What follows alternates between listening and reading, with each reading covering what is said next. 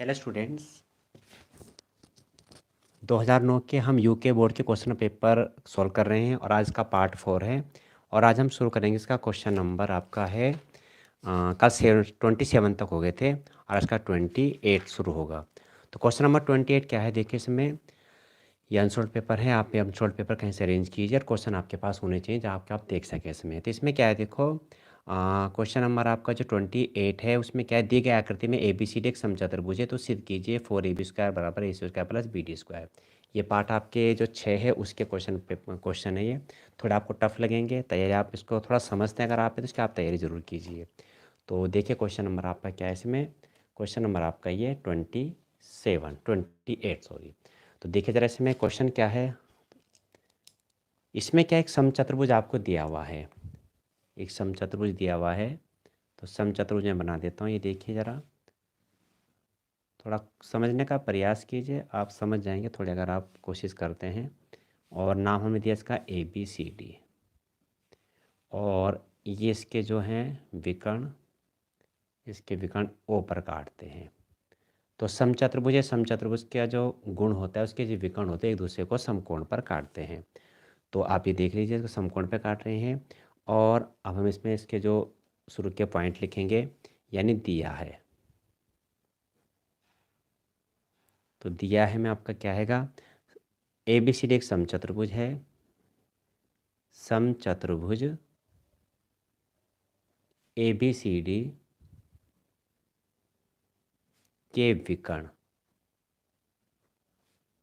AC व BD O पर काटते हैं, बिंदु O पर काटते हैं। और इसमें क्या है, बाकी आपको सिद्ध करना है, सिद्ध करना है। तो सिद्ध क्या करना है, इसमें आपको पॉइंट दे रखा है 4ab² बराबर आपका AC² प्लस BD²। ये आपको सिद्ध करना है। और इसमें उपपत्ति तो आसान सवालों से मेरे ख्याल से आप समझ जाएंगे, थोड़ा प्रयास कीजिए समझने का। तो चूंकि ABCD एक समचतुर्भुज है, ABCD एक समचतुर्भुज है,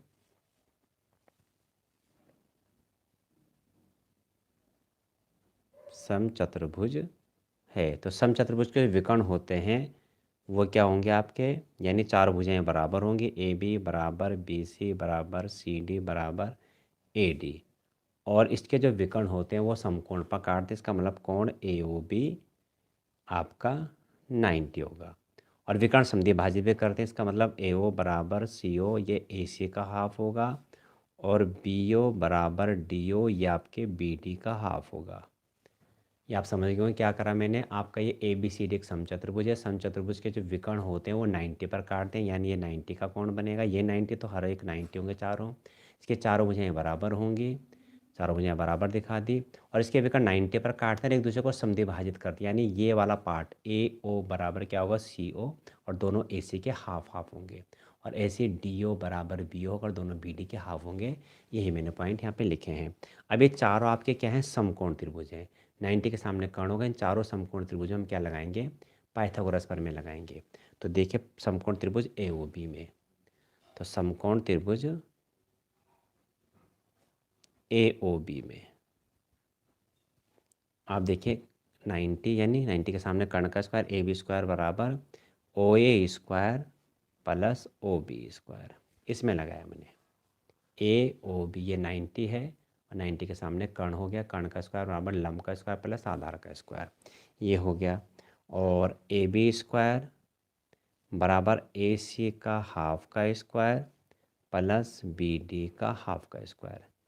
क्या क्या मैंने, OA को AC का हाफ लिख लिया, BO को BD का, ये BD है, BD का हाफ लिख लिया। और इसको आगे सॉल्व करेंगे, AB² बराबर आपको हो जाएगा AC²/4 प्लस के BD²/4। और यहाँ से हमने 4 एलसीएम ले लिया और इसके 4 की तरफ मल्टीप्लाई हो जाएगी। 4AB² बराबर आपका AC² प्लस के, ये आपको हो जाएगा BD²। और यही हमें क्या सिद्ध करना था, हैंस प्रूफ। तो सवाल देखो आसान था, ज़्यादा लंबा भी नहीं है। आपको इसके थोड़े गुण याद होने चाहिए क्या है, और आप इसे कर लेंगे। इसके अथवा में आपको दे रखा है पर में 6.6। अपर में 6.6 क्या है, आप इसको देखिए ज़रा और इसको समझिए किस प्रकार से आप इसको करेंगे। पर में 6.6 है आपकी, तो 6.6 आपके क्या है, ये इसका अथवा में है। ये 6.6 पर में आपकी है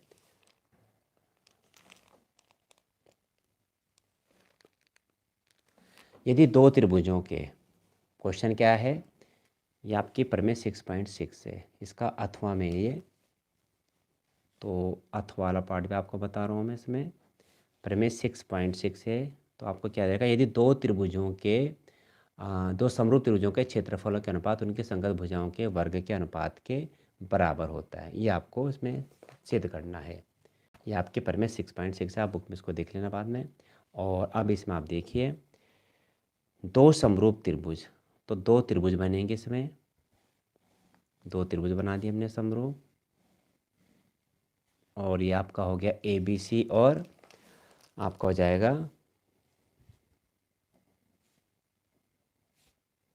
PQR। और ये इसमें रचना करने में इस पहले हमने लम डाला, ये AM, और ये लम डाला हमने PN, ये हमने दो इसमें लम खींचे। ठीक है, अब इसमें आप देखिए क्या करना है, दो समरूप त्रिभुजों के क्षेत्रफलों का अनुपात उनके संगत भुजाओं के अनुपात का वर्ग होता है, ये पर में है, दिया है। अब दिया है मैं आपको, क्या दिया हुआ है, दो समरूप त्रिभुज, तो समरूप त्रिभुज यानी त्रिभुज ABC, आपको दो समरूप त्रिभुज दिए हुए हैं PQR के समरूप है, हमें सिद्ध करना है। सिद्ध क्या करना है, समरूप त्रिभुजों के क्षेत्रफलों के अनुपात उनकी संगत भुजाओं के अनुपात का वर्ग होता है। आप इसको देख लीजिए पर में क्या है, ये देखिए इस प्रकार से, सिद्ध कीजिए कि दो समरूप त्रिभुजों के क्षेत्रफलों का अनुपात उनके संगत भुजाओं के अनुपात का वर्ग के बराबर होता है। ठीक है, और इसके बाद हमें क्या सिद्ध करना है कि समरूप त्रिभुजों के क्षेत्रफल अगर समान है तो वे सर्वागसम है। तो दो लास्ट के हैं, इसके बाद में 2010 का शुरू कर दूंगा पेपर, आप उसके स्टार्टिंग के जरूर देना क्वेश्चन। इसमें क्या है, समरूप त्रिभुजों के क्षेत्रफलों का अनुपात यानी एरिया ABC, एरिया मतलब क्षेत्रफल, और एरिया PQR यानी PQR का क्षेत्रफल, तो हो गया इनके क्षेत्रफलों का अनुपात। क्षेत्रफल का अनुपात हो गया इनकी संगत भुजाएं, संगत भुजाएं AB के संगत PQ, BC के संगत QR और AC के संगत PR। AB बटे PQ भुजाओं के वर्गों का अनुपात, BC बटे QR और AC स्क्वायर बटे PR स्क्वायर, ये हमें इसमें सिद्ध करना है। अब इसकी रचना होगी, रचना में क्या आएगा, हमने इस पर जो लंब खींचे हैं AM लंब BC तथा PN लंब QR, ये लंब डाला इसमें मैंने पहले आपको खींच के दिखा दिए थे, ये हो गया आपके। और अब आपका आएगा उपपत्ति, देखिए ज़रा इसमें आप, इसमें अब आप देखिए कि आपका है त्रिभुज ABC, आपको दे समरूप त्रिभुज दे रखे हैं, तो ABC समरूप त्रिभुज PQR। जब दो त्रिभुज समरूप होते हैं तो उनकी संगत भुजाएं समानुपाती होते हैं और संगत कोण बराबर होते हैं, इसलिए जो कोण B है कोण Q के बराबर होगा, होगा तो A P के बराबर, B Q के बराबर, C R के बराबर। पर हमें जो पॉइंट चाहिए हम उन्हीं को लिख रहे हैं, ये समीकरण नंबर 1। और दूसरा आपका क्या हो जाएगा, तो हम ये कारण क्या लिखेंगे, समरूप त्रिभुजों के संगत कोण, ये इसका कारण हो गया, क्यों बराबर हैं, दो त्रिभुज समरूप हैं, इनके संगत कोण बराबर होंगे और संगत भुजाएं समानुपाती होंगी, तथा क्या होगा, AB बटे PQ बराबर BC बटे QR बराबर AC बटे PR। कारण समरूप त्रिभुजों की संगत भुजाएं समानुपाती होती हैं, समानुपाती में समान अनुपात में होती हैं, ये हो गया। ये इनकी हमें ज़रूरत पड़ेगी आगे, तो समीकरण नंबर 2 बोल दिया। अब त्रिभुज हम क्या करेंगे, सबसे पहला काम ए बी एम और पी क्यू एन को हमें समरूप दिखाना है। तो ये तो हमने लम डाला तो ये 90 90 हो गए, और बी बराबर क्यू आपका हो गया समीकरण एक से। तो किन्हीं दो त्रिभुज में दो कोण अगर बराबर आप दिखा देते हैं तो वो समरूप सिद्ध हो जाते हैं। तो त्रिभुज ए बी एम तथा त्रिभुज पी क्यू एन में देखिए ज़रा आप, इसमें कोण बी बराबर कोण क्यू समीकरण एक से, और कोण एम बराबर कोण एन प्रत्येक 90 हमने लम डाला, इसलिए त्रिभुज ए बी एम क्या हो गया, समरूप त्रिभुज पी क्यू एन के समरूप हो गया। और इसके समरूप हो गया तो इनकी संगत भुजाएं भी समानुपाती होंगी। तो संगत भुजाएं क्या लेंगे, अभी क्या सिद्ध किया हमने, A B M P Q N के समरूप सिद्ध हो गया। तो इसके संगत भुजाएं ए बी बटे संगत भुजा पी क्यू बराबर ए एम बटे पी एन, हमें ये पॉइंट चाहिए तो हम ये लेंगे। होगा इसमें क्या, बी एम बटे क्यू एन भी बराबर होंगे, लेकिन उसकी हमें ज़रूरत नहीं, तो वो पॉइंट हम नहीं ले रहे हैं यहाँ पे।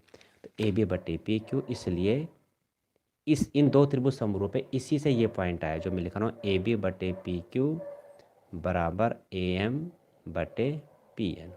कारण वही है, फिर आप यहीं पे ये लिख सकते हैं, समरूप त्रिभुजों के संगत भुजाओं के अनुपात या समानुपात में होती हैं।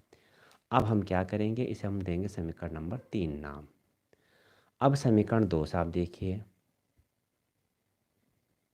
क्या है, ए बी बटे पी क्यू बराबर बी सी बटे क्यू आर। ये दो पॉइंट लिए हमने शुरू किए, ये दो, ए बी बटे पी क्यू बराबर बी सी बटे क्यू आर, ए बी बटे पी क्यू बराबर बी सी बटे क्यू आर।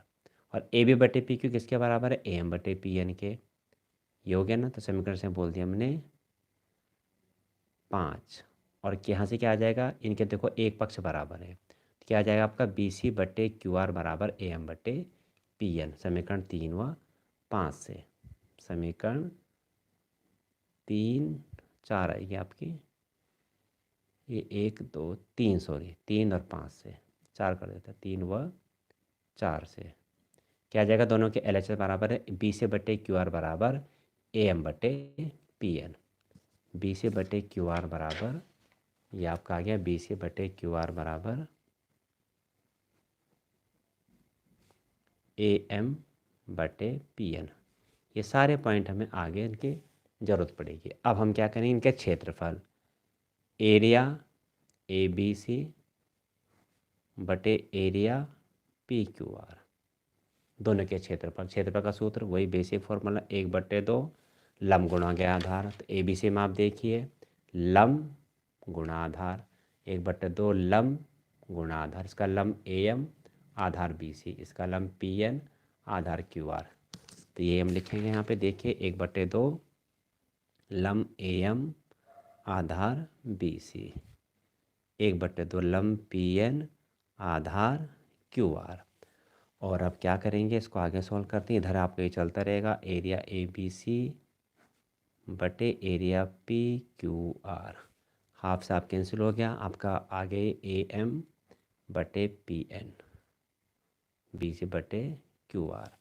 फिर आगे क्या किया हमने, देखिए इसमें एरिया ए बी सी बटे area P Q R, A M बटे पी एन को हमने लिख दिया बी सी बटे क्यू आर, ए एम बटे पी एन को क्या कर दिया बी सी बटे क्यू आर।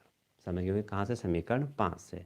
और ये तो हमारा बी सी बटे क्यू आर था ही, तो जो भी हम चेंज करेंगे उसका कारण देंगे ब्रैकेट में, समीकरण 5 से, सॉरी 4 नहीं 5 से। और एरिया ए बी सी बटे एरिया पी क्यू आर, दोनों के गुणा कर देंगे तो बी सी गुणा B C square, Q R के क्यू आर स्क्वायर। इसी प्रकार से हम सिद्ध कर सकते हैं। ठीक है, तो समीकरण 2 से आप देखिए, समीकरण 2 से, समीकरण 2 क्या है देखिए, ए बी बटे पी क्यू बराबर बी सी बटे क्यू आर बराबर ए सी बटे पी आर। इनको तीनों को बराबर रख देंगे, यानी तो ए बी स्क्वायर बराबर ए बी स्क्वायर बटे पी क्यू स्क्वायर, सब में स्क्वायर भी लगा देंगे। जब भुजाओं के अनुपात बराबर इनके, वर्गों के अनुपात भी बराबर होंगे।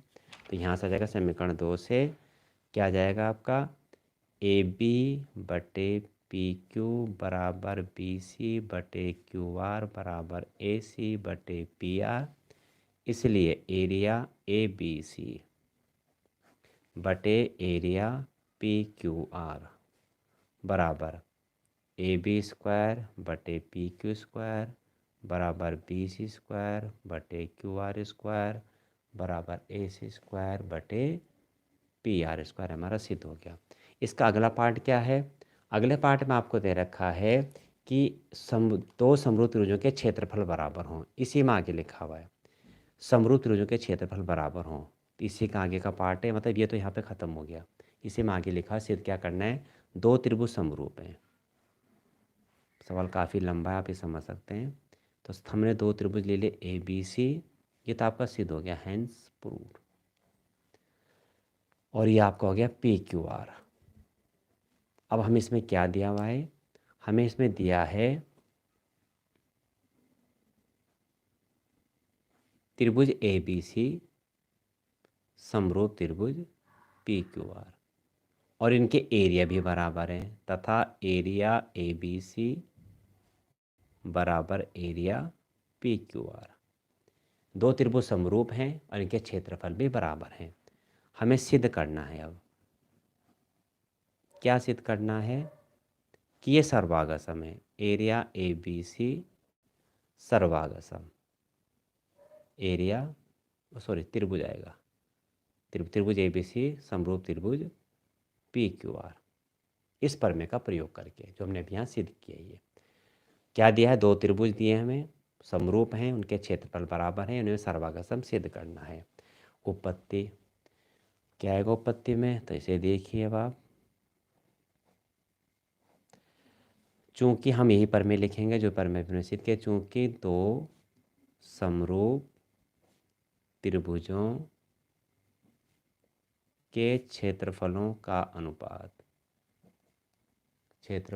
अनुपात उनकी संगत भुजाओं के अनुपात का वर्ग होता है।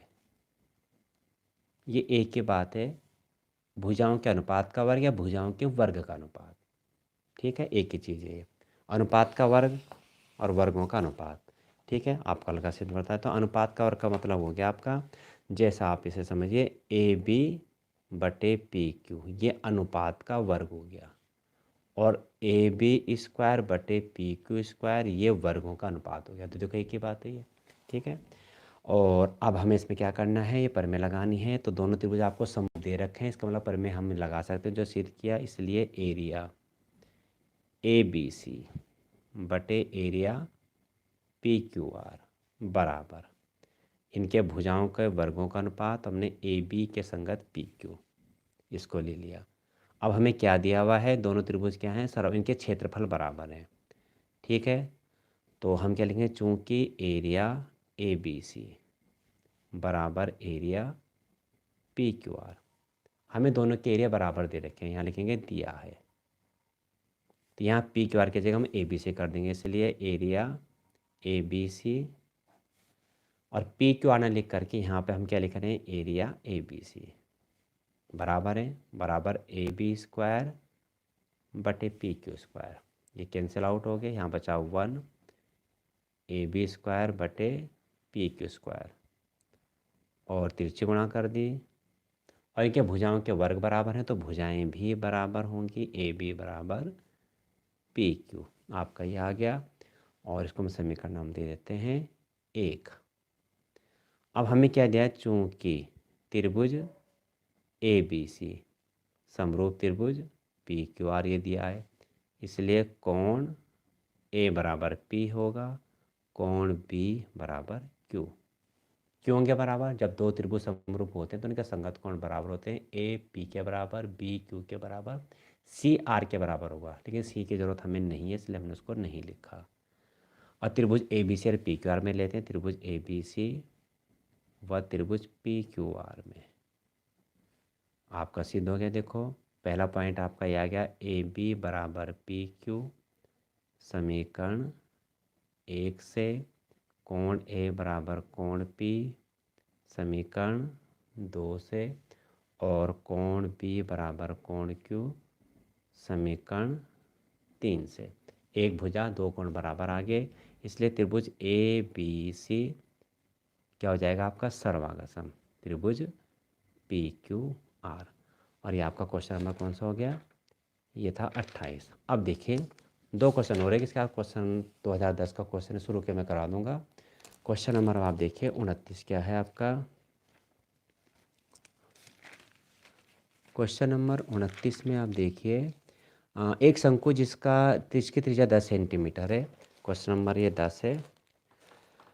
एक शंकु जिसकी त्रिज्या 10 सेंटीमीटर है, उसको अक्ष के मध्य बिंदु से आधार के समांतर एक तल द्वारा काटकर दो भागों में बांटा गया है। दोनों भागों के आयतनों की तुलना कीजिए। अब हमें इसको निकालना है। देखिए जरा इसमें आपको क्या दिया हुआ है, तो आप ये देखिए क्वेश्चन नंबर आपका हो गया ये 29। देखिए आपको एक शंकु दिया हुआ है, ये शंकु हो गया।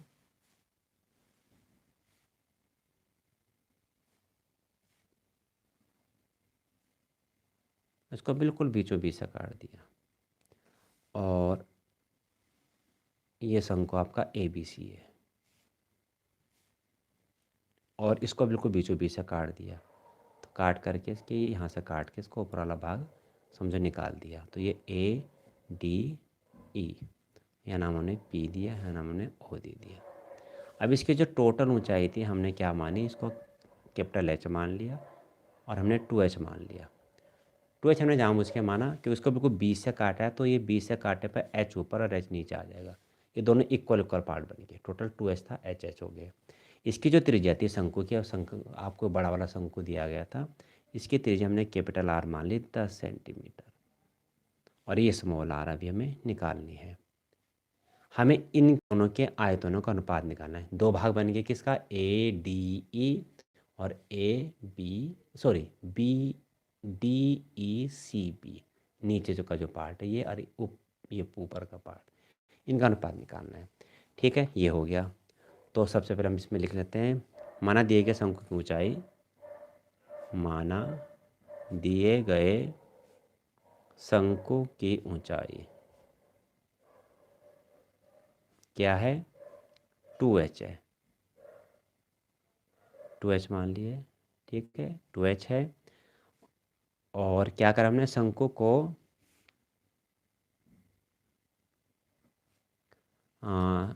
अक्ष के मध्य, अक्ष के मध्य बिंदु से आधार के समांतर, आधार के समांतर काटने से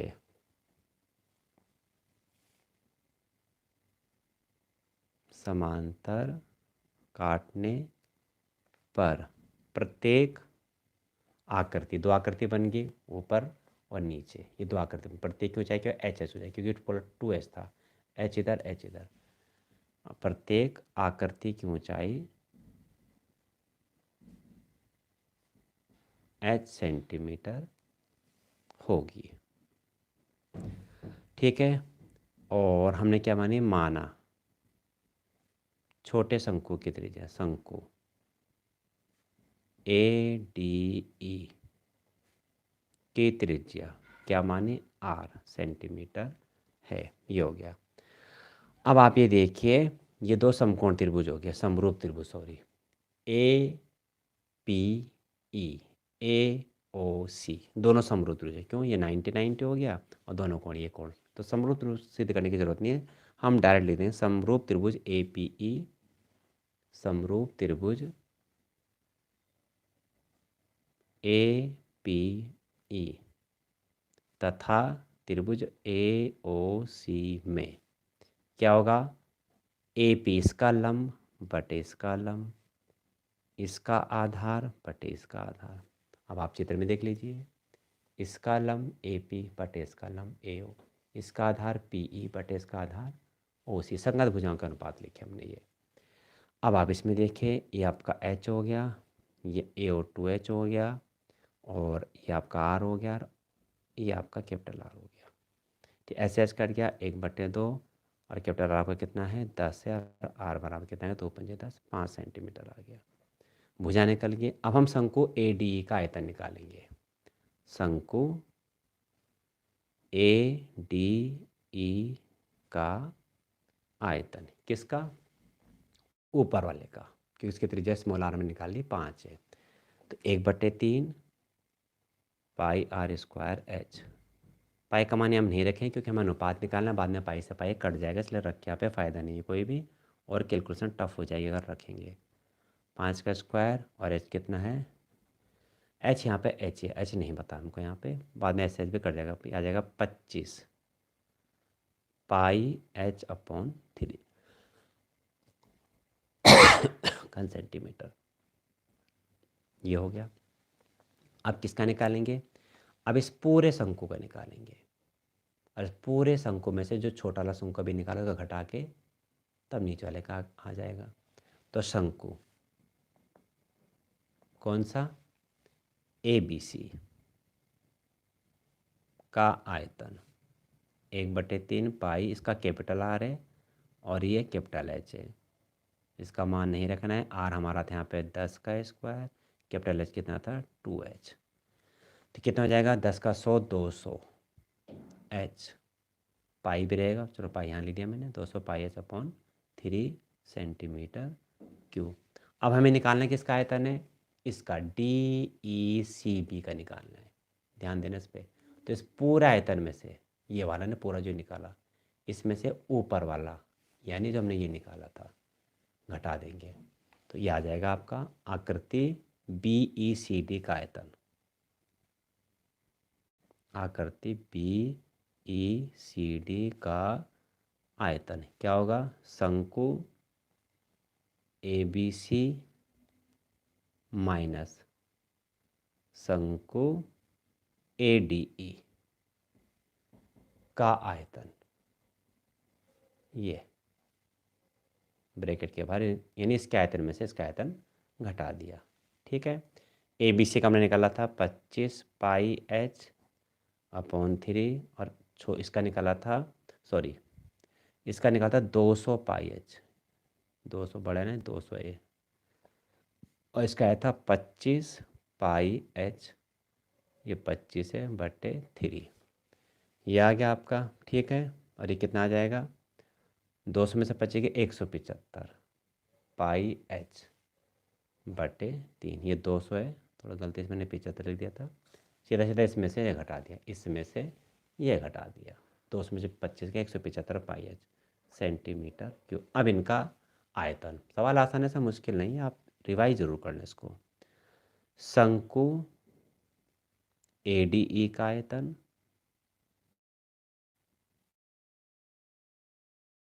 शंकु, शंकु नहीं, नीचे वाला आकृति लिखेंगे हमसे, DECB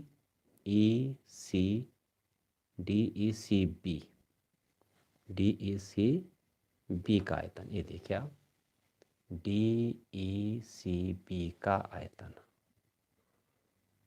क्या है आपका? तो ऊपर वाले शंकु का आयतन कितना आया था? 25 पाई एच अपॉन 3, इसका कितना आया था? 175 पाई एच अपॉन 3, 3 से 3 कैंसिल, पाई से पाई कैंसिल, 25 बटे 175 बचा, और ये 25 से कट जाएगा 7 बार, 25 7 175, 1:7 आ गया।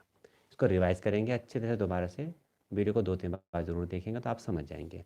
और अब इसका लास्ट क्वेश्चन आपका है, ये 2000 आपका है 9 का लास्ट क्वेश्चन में आपको दे रखा है, ये 30वां सवाल, ये भी अच्छा सवाल है, ये आपका 14वें चैप्टर से है।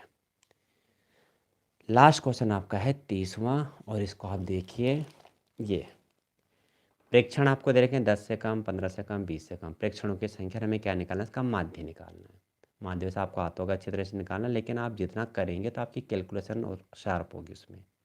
तो 30वां सवाल है आपका ये, और इसमें आपको दे रखा है, तो कम कम में जब आपको दिया रहता है तो इसमें आप ये ध्यान रखना कि ये अगली टेबल बारंबारता की नहीं होती है। तो इसको समझिए जो मैंने कहा है, पहला आपका क्या इसमें प्रेक्षण है ये, तो देखिए ज़रा इसमें आप,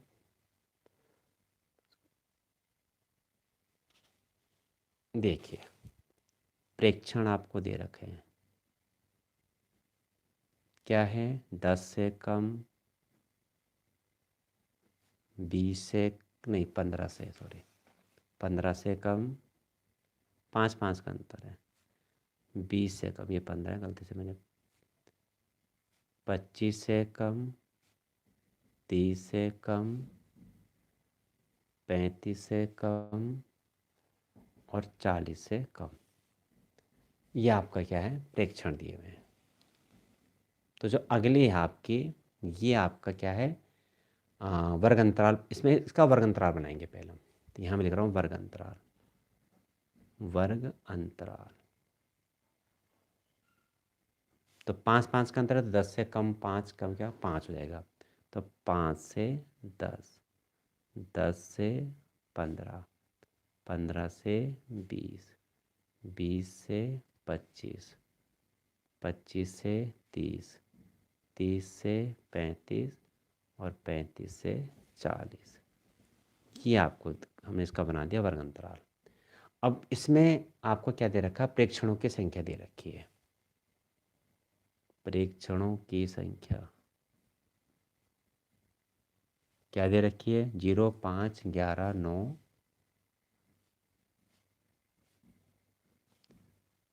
31 37 40।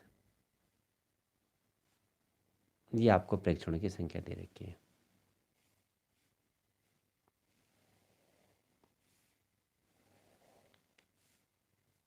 इसमें आप ये ध्यान रखना, जब आपको कम कम में दिया रहता है, 20 से कम 25 से कम, चाहे अंतर कुछ भी हो, और इसके बाद जो अगली टेबल आपको दी रहती है, बारंबारता नहीं होती है।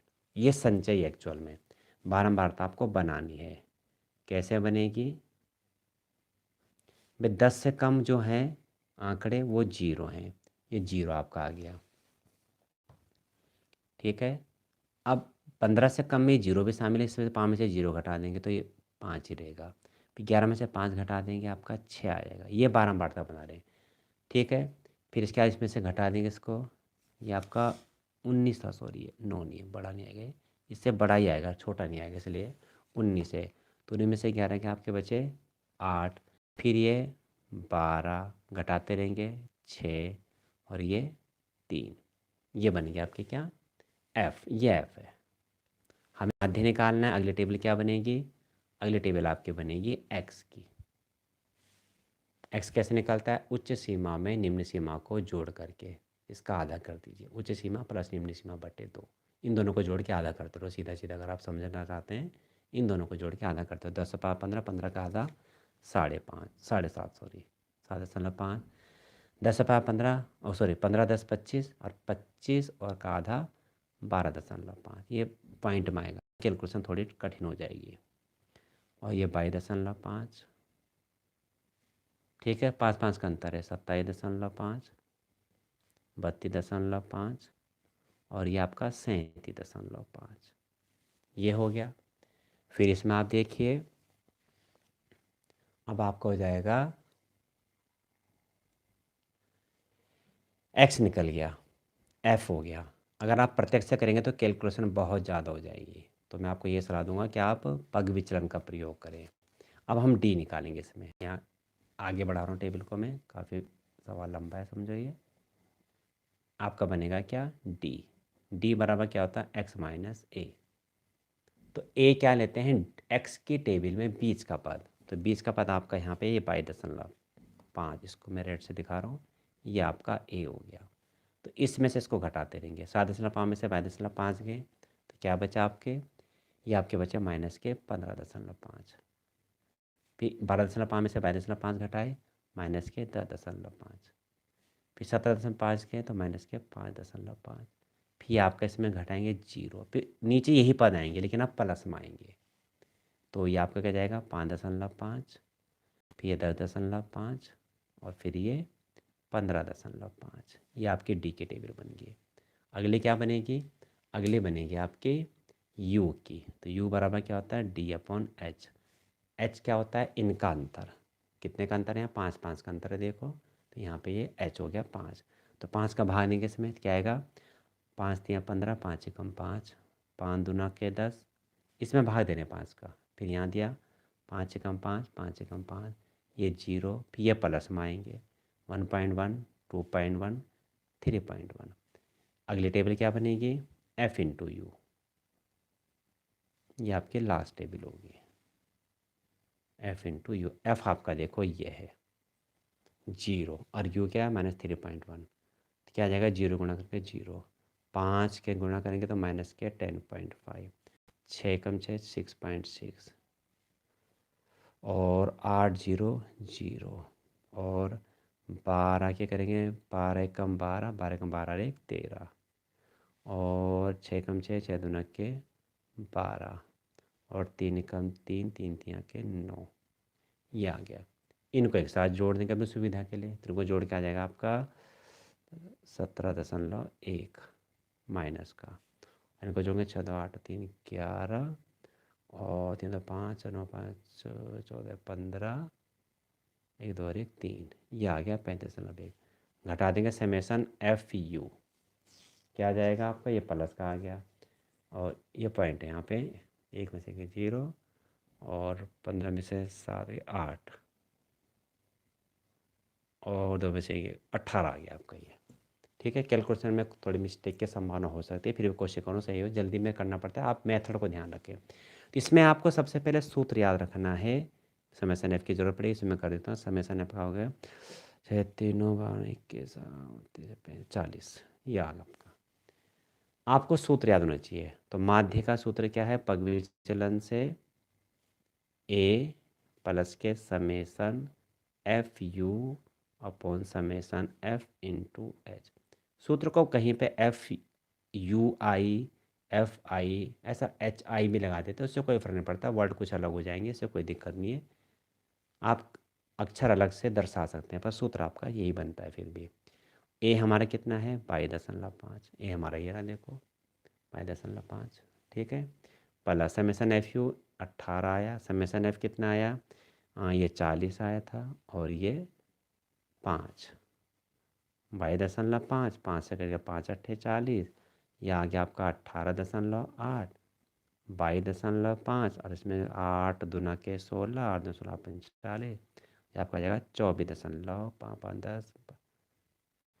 5 10 22 तो 24 और 25 नहीं सॉरी गड़बड़ हो गया, 75 आ जाएगा और 22 2 24, ये आपका आंसर आ गया। ठीक है, मिस्टेक हो सकती है प्रो इसमें कैलकुलेशन में, लेकिन आप मेरा उद्देश्य है कि आप मेथड को ढंग से सीख लें। तो आपको केवल सूत्र याद करना होता है, ये एफ है यू है, तो एफ यानी हम यू के टेबल बनाएंगे, यू कैसा बनेगा डी अपॉन एच, डी कहाँ से आएगा एक्स माइनस ए क्या है एक्स के टेबल मानना है, गलती आते हैं बहुत से बच्चे ए यहाँ मान लेते हैं, एफ वाले टेबल में यहाँ मान लिया है, वो गलत हो जाएगा। तो दोबारा अभ्यास करना इसका, बहुत सवाल आसान है ऐसा नहीं है, प्रयास करना पड़ेगा। अब इसके बाद आप अगले वीडियो में देखिए इसके 2010 के शुरू के 10 क्वेश्चन आप देख लीजिए, आसान आसान है वो।